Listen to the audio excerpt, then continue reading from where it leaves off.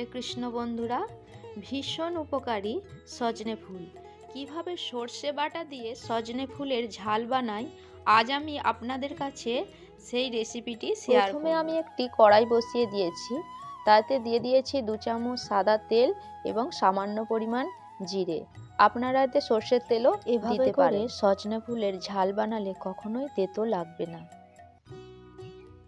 এবারে আমি টুকরো করে রাখা টমেটোগুলো দিয়ে দেব। টমেটোগুলো নেড়েচেড়ে ভেজে নেব।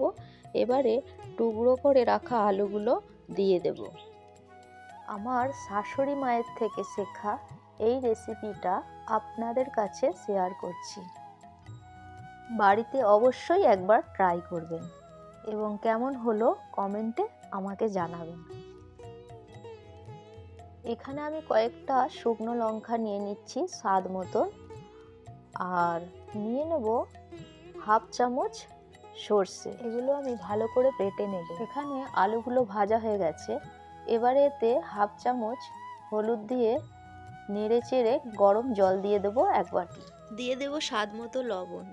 এটাকে আমি 5 মিনিটের জন্য চাপা দিয়ে রাখবো। আমার 5 মিনিট হয়ে গেছে। এবারে আমি চাপা খুলে দেখে নেব আলুগুলো কেমন সিদ্ধ হয়েছে। আলুগুলো হাফ সিদ্ধ হয়ে গেছে। এবারে আমি সজনে ফুলগুলো দিয়ে দেব এবং নেড়ে চেড়ে 5 মিনিট চাপা দিয়ে দেব। রেসিপিটা যদি ভালো লেগে থাকে একটি লাইক দেবেন এবং অবশ্যই সবার সাথে শেয়ার করবেন। 5 মিনিট হয়ে গেছে। এবার আমি দেখে নেব আলু সিদ্ধ হয়েছে কি। এখন আমি গ্যাসটা বন্ধ করে দেব।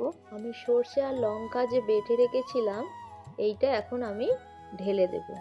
দেখুন এখানে আমি আঁচ বন্ধ করে সর্ষে বাটাটা দিচ্ছি, কারণ সর্ষে বাটাটা দিয়ে ফোটালে তেতো হয়ে যাবার সম্ভাবনা থাকে।